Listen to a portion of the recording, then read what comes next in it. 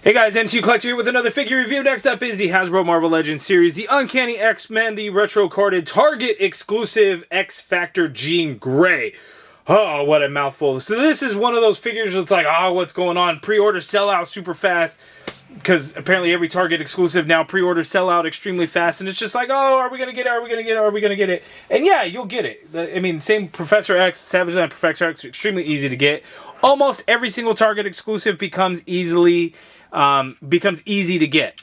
This one's a special case where it's like, oh, Target does this stupid thing where they create this false street date. And it's like, oh, hey, we got this street date. Because I think it's just in the way Target does, like when they have a release date so they know when to ship it. Just a nightmare. July 20th was the street date. It started showing up in stores 2 or 3 weeks ago. It's like, well, that's way before July 20th, but was still register blocked with the street date of July 20th. I went into a store on the day before, on June 11th, and was like, oh, hey, I found it on a peg. I'm going to see if the street date was lifted because this figure is on their new planogram that started on June 8th. June 8th, but the street date was July 20th. Target's street date system is just broken. It's crap. So I was denied. And then the very next day, that evening, it was like, oh, hey, release date's changing. If you get pre-ordered, we're shipping, and you can order for pickup in store. So street date was officially lifted June 12th. So if you need to get it, link in the video description below to Target so you can check if your local store has it. Maybe you could do a store pickup or just go in and grab it. So street date, no more street date. It is official. You can get it. Thank goodness. But here we have Jean Grey. This is not a perfect or great figure, if I'm being honest with you. There's some things going on with this. Let me get this out of the way. The yellow boot situation is crap. She's supposed to have yellow boots. They did not do it. Jesse Falcon, who works for Marvel, who is the Marvel contact person between Marvel and Hasbro, he took 100% of the blame on a Facebook comment. I had seen it. I'm actually friends with him on Facebook. That's kind of weird. He friend requested me, but I've never had a conversation with him. Anyway, he, on a comment on Facebook where somebody was like, why is there no yellow boots? He said, that was 100% my fault. Hasbro wasn't involved. I take full blame. So Jesse Falcon's like, I'm the one that did that. Whatever. So that's why she doesn't have yellow boots. It sucks. It's wrong, but whatever. Anyway, looking at the artwork, awesome artwork by David Nakayama there. It looks really cool. It says telekinesis, but this is the Jean Grey Xfactor version. You can see we get an extra set of hands, we get the extra head sculpt, and we get that little telekinesis effect piece there. So that is pretty cool. Looking at the back of the package, you can see there we have the figure, and then the bio reads, after her sacrifice to protect the world from Dark Phoenix, a reborn Jean Grey finds her fellow X-Men adrift in an increasingly anti-mutant society, and it's up to her to remind them of their mission. So there we go. Let's go ahead and open up Jean Grey, take it out of the package, and let's complain about how ugly the paint is on some of the parts of this figure, because it's bad. Alright, so here's the Jean Grey figure out of the package, and this... so it's cool. Xfactor suit, but, we don't get the yellow boots. Cool, got it. But my real issue here, and because the boots was a bad call by Jesse Falcon. But, that's, again, we've heard it all, like everyone's been complaining about it. But here's my problem with this figure, and it drives me crazy because it's super noticeable on this. So it's just really ugly. You get different molded plastic colors. You got yellow molded plastic and you got green molded plastic. And then you got green paint and you've got yellow paint. The yellow paint does not match the yellow molded plastic. It's really bad on this figure. Now, we see this sort of thing with like Hulk figure where sometimes the greens may not match, but that's still all molded plastic. It's just the different types of plastic. There's a softer plastic, PVC, and then there's the ABS, which is the harder plastic, and sometimes those colors don't always match. So that's one thing. But when you have a figure like this, where you have molded green for the legs, and then the yellow is painted, you could see how dark the yellow is. The same with this hip piece there. Green molded plastic, yellow paint. The torso, lower torso, upper torso, yellow molded plastic, green paint. Look at how bad the yellow paint and the yellow plastic look. Not even close. It's so bad and ugly looking. Another example, look at the forearm. Green molded plastic on the arm, yellow paint on the forearm, yellow molded plastic for the hands. It's so ugly looking. Like, what? It's so bad. So bad. What they should have done, and I don't know how much of a difference this makes in the cost, because you would think regardless of plastic color, you mold it in plastic, it's all one price. And then the paint apps, so how many paint hits you do is what you're paying for. So they're like, okay, well, if we do paint the green, that's less paint than if we were to paint the yellow, probably, right? But would it honestly make that big of a difference in cost? I just can't see it being that big of a difference to the point where we get something so ugly like this. Like, it's bad looking. I wish it wasn't so bad. Like, and I hate to do nothing but complain in a video. But when something's bad, it's bad. Like, real bad. Man, I don't know. Maybe it should have just been all molded in green and then all the yellow painted, because at least then it would match. Now, that's not to say that the lines and stuff like that would be perfect, but they painted the green lines and that all looks pretty good. So, in my opinion, that's what they should have done. Just green molded plastic throughout the whole thing, and then yellow paint everywhere.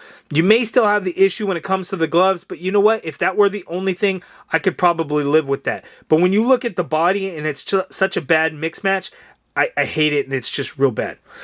But anyway, getting to the figure, we get two head sculpts in there. So you got the fully masked head sculpt, and then the different where it just kind of covers her eyes in there, and her hair is just kind of a little bit crazier. We get an extra set of hands, so we have fists and we have open hands there, and then you get the telekinesis effect piece, which is kind of cool, but also kind of weird. So let's zoom in for a closer look at the two head sculpts, and I'm going to show you guys how this telekinesis piece works. Okay, so we got kind of the bigger hair and then the less masked head sculpt. This looks really good. She's got a lot of hair going on there. The hair is sculpted nicely, looks pretty good. So I'm going to keep this one on because you see a little bit of hair kind of coming out there.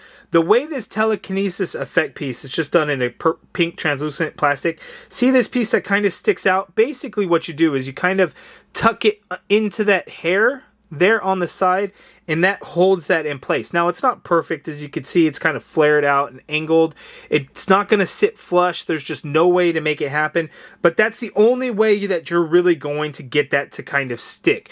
Unless you were to do something where you kind of get the hand and use the hand to kind of hold it in place, maybe, but then it's just going to get tricky there. So you could do something like that, and it kind of hides the fact that it might stick out to one side, but that's what you got going on there. The other thing is, you see that neck piece? Anytime you try to take this head off, it almost kind of pulls that neck piece out a little bit too, so be careful with that. This one's kind of a pain because the way the hair is, it doesn't allow for a whole lot of movement in there, so you really have to kind of, like the way you do it, it's just kind of weird, because typically I would put my fingers there and I could pop it on, but you can't do that with her, and it's a little bit trickier to get on there, and I didn't even get it on all the way, so just be aware of that. But anyway, let's go to the fully masked head sculpt and put that on. Obviously, this one is much easier to put on there because the hair flows a little bit differently, draped over the shoulder there, but looks good. But again, here, you're not going to be able to use this telekinesis effect, even though the artwork, an awesome artwork by David Nakayama, it's just not going to work with this unless, again, you try and do something there with like the hand to hold it in place. Maybe not really, unless you use a teeny tiny little bit of sticky tack in there, and maybe it won't show through the pink translucentness. I'm not really sure. Let's see. Yeah, I can't really get it to stick. So that sucks that you can't have this and use it for both heads. But in all honesty, like, how else would they do it? Like, if they did a little peg and then a little hole, the hole would be ugly to see it. Unless they just did a whole other head sculpt with this stuck on there, I think that would have been cool. I wouldn't have actually minded that, but that's not what we got. So what we get, it's cool because you could tuck it in the hair and the other head sculpt, but it's kind of tricky there. But that is Jean Grey. Again, the closer look at the terrible mismatched yellow here on the legs versus the torso and the shoulders. Just not good, but let's go ahead and jump into the articulation.